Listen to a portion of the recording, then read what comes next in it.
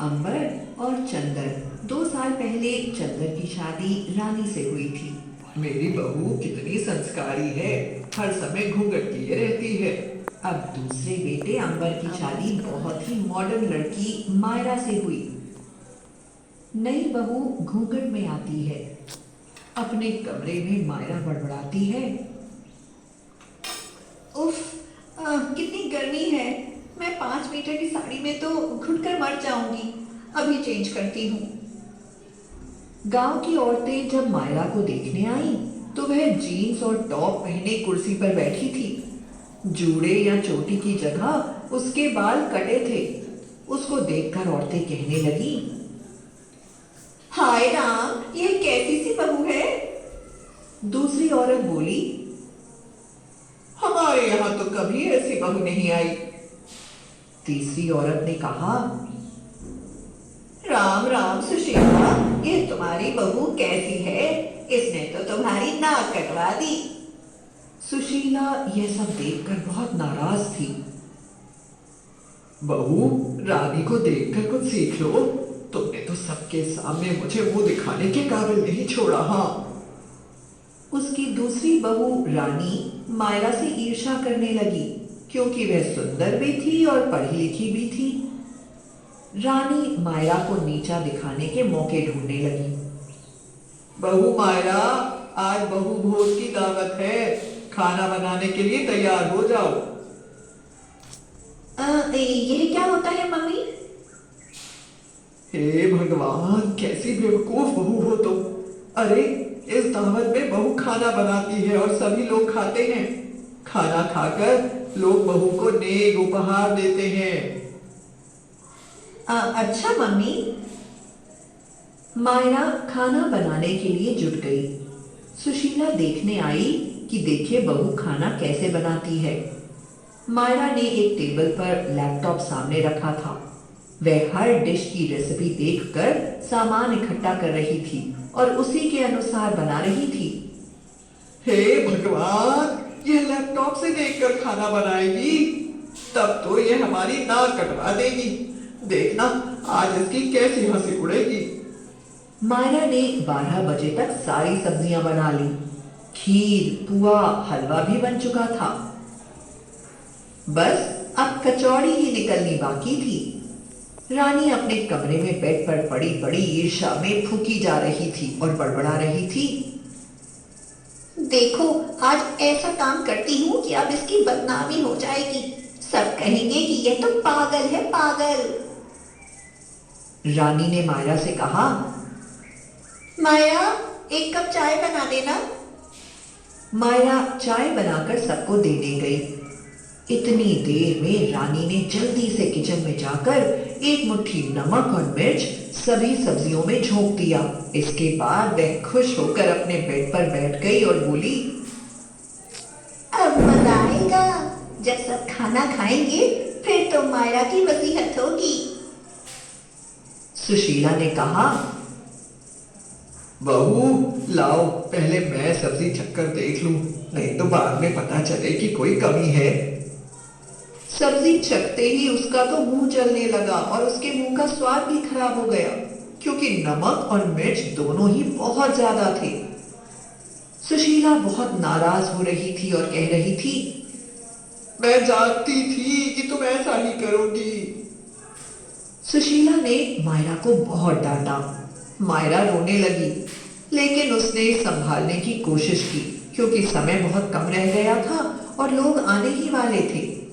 उसने तुरंत ही लैपटॉप में सर्च किया, सब्जी में ज्यादा नमक पड़ जाने पर क्या करें।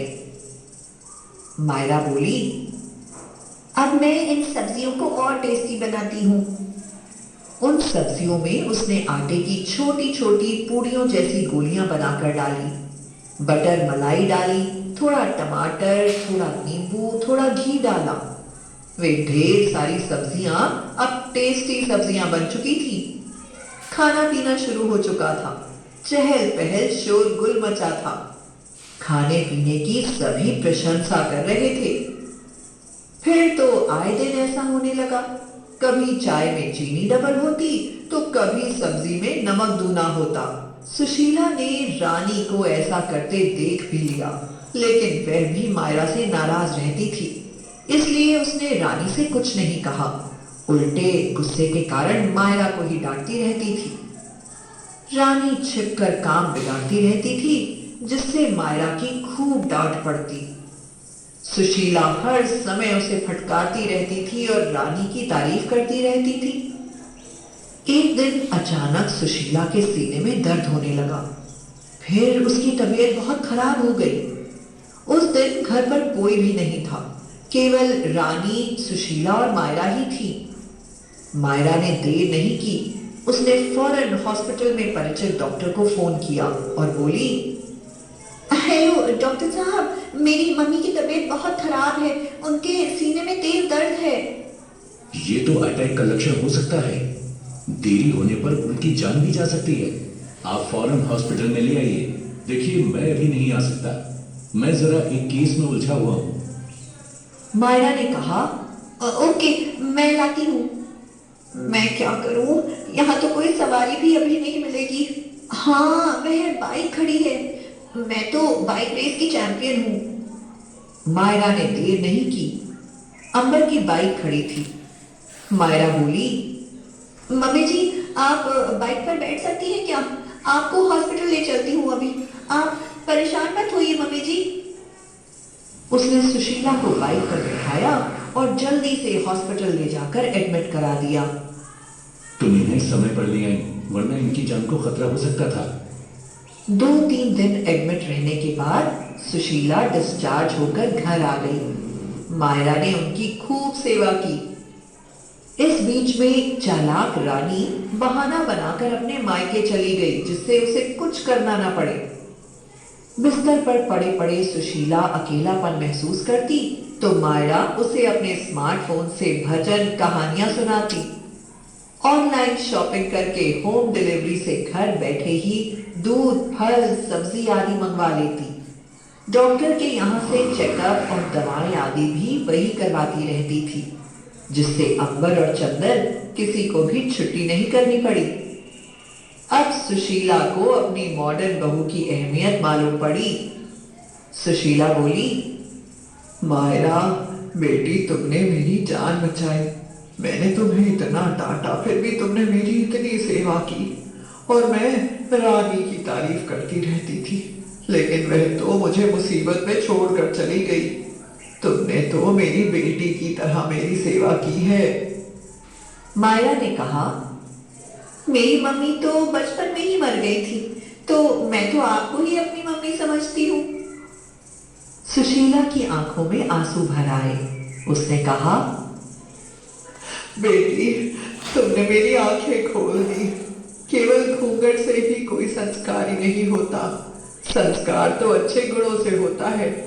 अगर तुम मॉडर्न नहीं होती तो आज मेरी जान भी नहीं बचती। मायरा ने बोला, मम्मी, आप भी टेक्नोलॉजी का फायदा उठाइए। अब सुशीला भी मॉडर्न हो गई है। रानी अपने मायके से लौट कर आ गई। उसने फिर से वही काम किया, लेकिन इस बार सुशीला ने उसे बहुत डांटा और बोली, खबरदार, कभी तुमने दोबारा ऐसा काम किया तो। मायरा ने मेरी आंखें खोल दी है।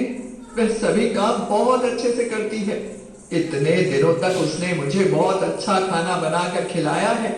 बेहतर होगा तुम भी अच्छा बनने की कोशिश करो। हाँ, किसी को नीचे गिराकर तुम कभी भी ऊंची नहीं हो सकती।